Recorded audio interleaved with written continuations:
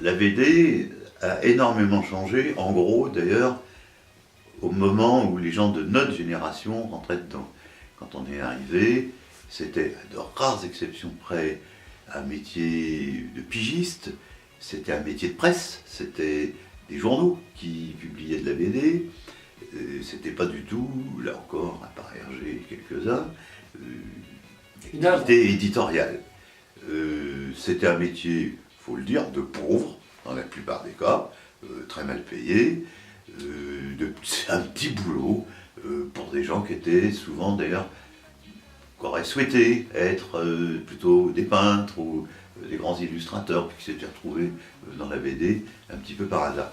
Les années 70-80 ont chamboulé tout ça avec une reconnaissance de la BD, tout simplement parce que des grands artistes sont venus travailler dans la BD, ont vu qu'il y avait des possibilités de s'exprimer, ont vu aussi que la BD c'était un endroit où on pouvait faire du dessin réaliste qui est en train de disparaître des musées où c'était l'art abstrait ou la mort.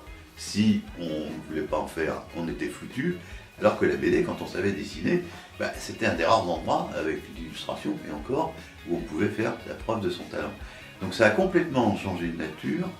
Et au jour d'aujourd'hui, il suffit de voir les ventes aux enchères, il suffit de voir le fait qu'il y ait des dessinateurs de BD qui sont vraiment des grandes vedettes. C'est extraordinairement différent de ce que c'était au début. C'est-à-dire que c'était un genre très populaire, qui est devenu un genre, je ne dirais pas qui fait partie de la vraie culture, grande culture, mais un peu quand même.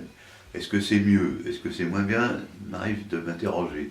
C'est-à-dire que moi j'aimais bien quand vous connaissez le dicton « vivons heureux, vivons cachés », il n'y avait pas de critique, il n'y avait pas de business, il n'y avait pas de commerce, on faisait ces petites BD toutes les semaines, et c'est le public qui tranchait, c'est-à-dire qui achetait les journaux ou qui achetait les albums, et non pas cette espèce de processus de reconnaissance qui est à l'œuvre maintenant. Ah bon, pas gémir sur ça. Ouais, non, faut pas gémir, mais aussi il faut peut-être simplement changer de pays, parce que ça c'est un phénomène extrêmement français, poussé à fond en France, par exemple les ventes aux enchères d'œuvres originales.